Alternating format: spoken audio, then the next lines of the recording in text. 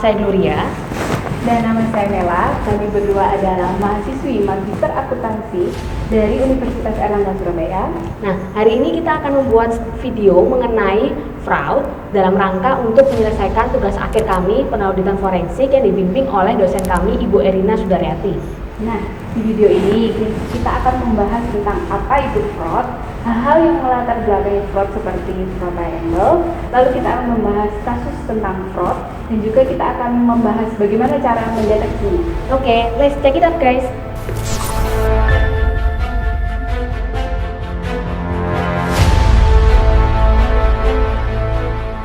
Apa sih sebenarnya fraud itu? Kasus fraud itu banyak terjadi di kehidupan kita sehari-hari. Nah, banyak banget kasus-kasus fraud yang terjadi yang melibatkan nggak cuma dari perusahaan aja, tapi juga KAP besar. Salah satu contoh kasus fraud yang terkenal itu adalah kasus dari Enron. Seperti kita tahu, itu melibatkan KAP ternama yaitu Arthur Andersen, yang mana menyebabkan KAP tersebut akhirnya hilang dan juga dibekukan aktivitasnya dari KAP Big Five. Nah, seberapa besar sih kerugian dari fraud itu sendiri? Kerugian dari fraud itu sangatlah, kalau bisa dihitung, itu bisa melibatkan nggak cuma dari kebangkrutan dari perusahaan, tapi juga melibatkan kesejahteraan karyawan, contohnya dari Enron. Bahkan perusahaan itu harus bangkrut dan juga karyawannya pun harus dirumahkan.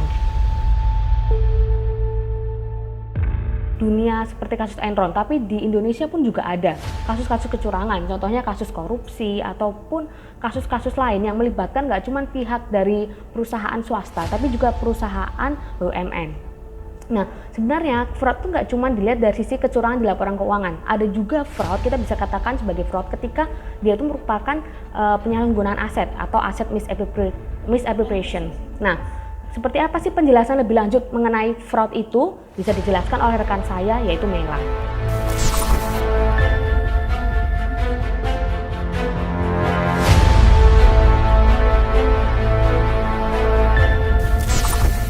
Baik, kita ke bagian selanjutnya dari video tentang fraud ini.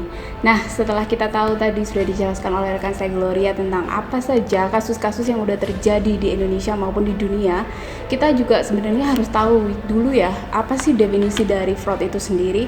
Nah, menurut Sawyer, definisi dari fraud itu adalah tindakan melanggar hukum yang dicirikan dengan penipuan, penyembunyian, maupun melanggar kepercayaan.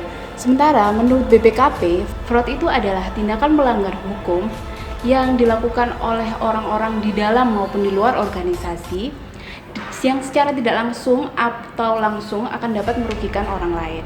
Nah, jadi secara garis besar guys, fraud itu adalah tindakan yang dapat melanggar hukum yang disengaja dan dapat merugikan orang lain.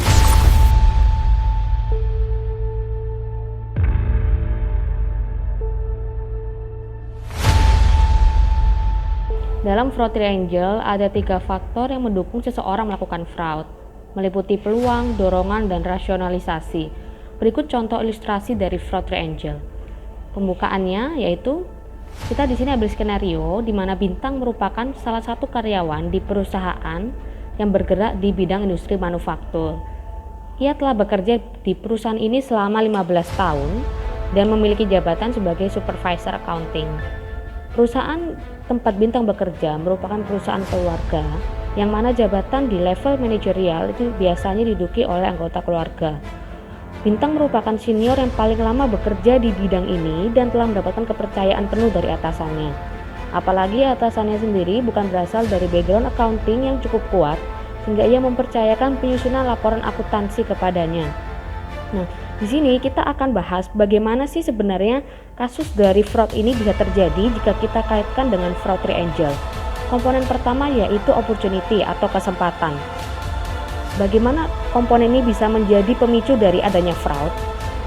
Bintang merupakan karyawan yang memiliki akses penuh terhadap laporan keuangan di perusahaan tersebut, di mana ia merupakan senior di bidangnya dan memiliki pengetahuan yang sangat baik, bahkan dibandingkan dengan atasannya sendiri. Selain itu, atasan Bintang pun sangat percaya kepada Bintang. Di samping itu, perusahaan ini merupakan perusahaan keluarga yang mana sistem pengendalian internalnya atau SPI-nya belum secanggih perusahaan publik, sehingga ada kesempatan bagi Bintang untuk melakukan kecurangan dalam pelaporan akuntansi. Dalam kasus ini, Bintang memanipulasi pembelian fiktif dengan menggunakan nota fiktif dan dia juga melakukan input di sistem, sehingga ia pun semakin leluasa dalam melakukan kecurangan. Untuk menghindari adanya kecurigaan, Bintang bekerja sama dengan bagian gudang dalam melaksanakan pembelian fiktifnya. Uang yang ia dapatkan dari pembelian fiktif tersebut ia putar dalam investasi dan akan ia kembalikan di akhir bulan, sehingga secara pencatatan di akhir bulan pun jumlah kas masuk dan keluarnya tetaplah sama. Hal itu membuat kemungkinan fraud terdeteksi sangatlah kecil. Dari sisi kedua, yaitu dari komponen pressure atau tekanan, di sini kita bisa lihat bahwa Bintang merupakan tulang punggung dari keluarga, di mana ia sudah bercerai dengan suaminya dan tinggal bersama kedua anaknya. Tidak adanya penghasilan dari suami dan tingginya biaya sekolah anak-anak memaksa Bintang untuk mencari bagaimana cara menghasilkan pendapatan tambahan. Bekerja di perusahaan keluarga pun tentunya tidak mendapatkan gaji sebesar perusahaan publik, meskipun ia sudah bekerja cukup lama, yaitu 15 tahun. Ditambah lagi, kebutuhan biaya hidup semakin meningkat. Dan parahnya, Bintang merupakan salah satu tipe orang yang cukup konsumtif dalam membelanjakan kebutuhan pribadinya. Dari komponen ketiga, yaitu rasionalisasi. Nah, bagaimana dari komponen rasionalisasi ini bisa menjadi salah satu pemicu Bintang melakukan fraud? Di sini Bintang telah bekerja selama 15 tahun di perusahaan itu. Selama ini ia pun hanya menduduki posisi sebagai supervisor, karena rata-rata posisi manajerial diisi oleh anggota keluarga. Hal ini sangatlah tidak adil bagi Bintang, karena ia sendiri yang sebenarnya sangat memahami detail dan prosedur akuntansi, sehingga ia merasa seharusnya ia layak untuk mendapatkan posisi manajer. Adanya hal ini membuat Bintang merasa bahwa tindakan yang dilakukan sebenarnya tidak malah merugikan perusahaan. Apalagi dengan kasus pembelian fiktif ini, ia akan mengembalikan uangnya di akhir bulan, sehingga tidak ada perbedaan kas masuk dan kas keluar di perusahaan tersebut. Dari penjelasan tiga ini, kita bisa tahu bahwa ternyata fraud itu bisa terjadi karena adanya pemicu dari fraud triangle ini tadi, adanya kesempatan atau adanya tekanan ataupun adanya rasionalisasi dari pelaku kecurangan itu. Nah, bagaimana sebenarnya cara supaya fraud tersebut bisa terdeteksi? Nah, dari sisi perusahaan, tentunya yang pertama perusahaan harus mempunyai sistem pengendalian internal yang baik. Bisa dimulai dengan adanya pemisahan tugas. Walaupun Bintang merupakan kepercayaan dari atasannya, tetaplah harus ada segregation of duty atau pemisahan pelaksanaan tugas antara satu komponen dengan komponen lain. Walaupun Bintang merupakan supervisor yang mengetahui segalanya, haruslah pekerjaan mengenai bagaimana menginput ke sistem dan juga pencatatan atau orang melakukan penjualan dipisah. Jadi harus ada pemisahan tugas antara orang yang melakukan pembelian ke sistem dan juga orang yang melaksanakan pembelian materialnya itu tadi, sehingga tidak ada kesempatan bagi Bintang sendiri untuk melakukan fraud tersebut. Selain itu harus ada monitoring dari atasan Bintang atau dari manajernya mengenai bagaimana kas masuk dan kas keluar di hari itu. Jadi ada pengendalian kontrol untuk cash in dan cash out di tiap hari, sehingga bisa dilihat apakah memiliki nominal yang sama hari per hari. Di samping itu juga harus ada tren analisis penjualan supaya kita bisa mengetahui apakah adanya pembelian fiktif atau tidak, karena akan sangat aneh kalau misalnya tiba-tiba pembelian itu terus-terus meningkat padahal secara pendapatan pun yang ia miliki tetaplah sama yang dimiliki oleh perusahaan. Dari ketiga solusi tersebut mungkin akan bisa mendeteksi bagaimana supaya Bintang tidak bisa melakukan fraud, dan juga apabila Bintang melakukan fraud, hal ini bisa diminimalisir oleh perusahaan.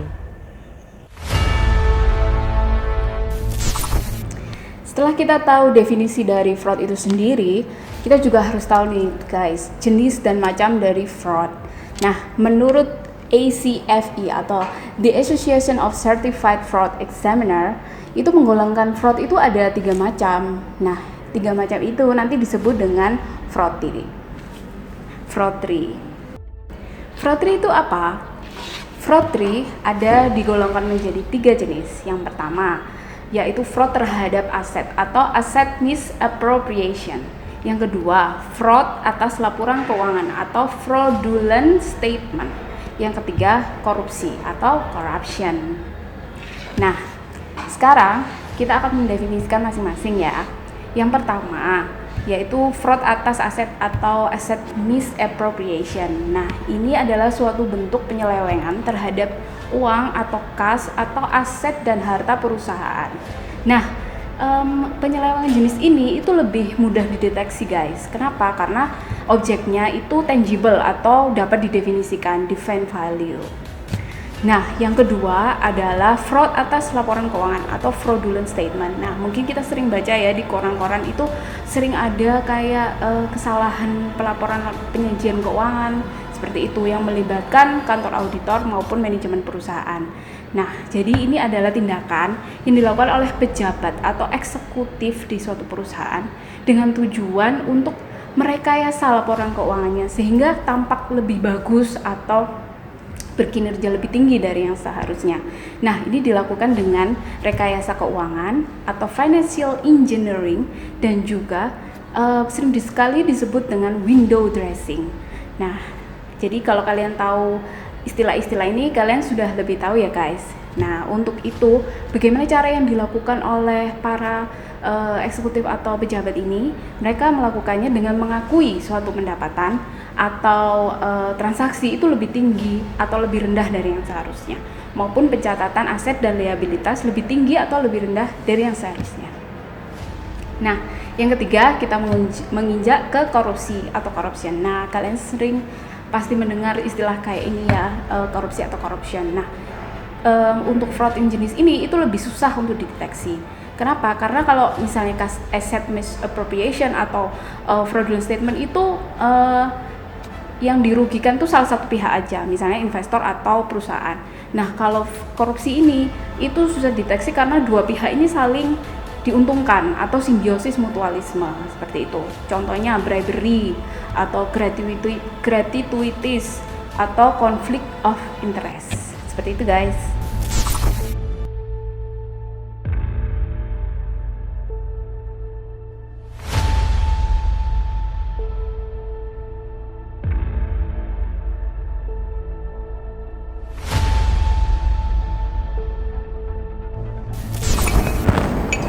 Nah, sekarang kita akan membahas tentang fraud triangle. Apa itu fraud triangle ini? Nah, fraud triangle itu dikemukakan pertama kali oleh Donald Tracy. Nah, Donald Tracy itu bilang bahwa ada 3 komponen dari fraud triangle atau segitiga fraud itu. Jadi ada yang pertama opportunity atau peluang, lalu ada juga pressure atau dorongan, dan yang ketiga rationalisasi atau rationalization. Apa itu segitiga fraud atau fraud triangle? Yang terdiri dari peluang, opportunity, pressure atau dorongan, dan rationalisasi atau rationalization. Yang pertama adalah peluang atau opportunity. Peluang atau opportunity itu adalah tindakan yang bisa dilakukan oleh orang itu dalam mengambil tindakan fraud. Nah, mungkin ada kesempatan karena misalnya internal kontrol yang lemah, atau ada tidak adanya pemisahan yang wewenang, dan mungkin karena tidak ada pemisahan tugas, dan juga tidak ada sistem yang tertata dengan baik sehingga orang tersebut bisa melakukan tindakan fraud. Yang kedua adalah pressure atau dorongan. Pressure atau dorongan itu adalah dorongan yang diperoleh oleh seseorang itu untuk melakukan fraud. Jadi itu akan memberikan semacam trigger bagi pemilik fraud atau pelaku fraud untuk melakukan tindakan tersebut. Yang ketiga adalah rationalisasi. Itu adalah tindakan pembenaran yang dilakukan oleh pelaku fraud dalam melakukan aksinya itu. Nah, itu tadi sekilas yang sudah kita bahas di kesempatan kali ini ya guys, tentang fraud. Apa itu fraud, fraud tree, fraud triangle, dan juga cara mendeteksi fraud. Nah, semoga kita semua dihindarkan dari perbuatan yang kurang bermanfaat itu ya guys, dan juga menjadi pembelajaran buat kita semua. Okay, thank you for watching our video and don't forget to like and see you next time. Bye-bye.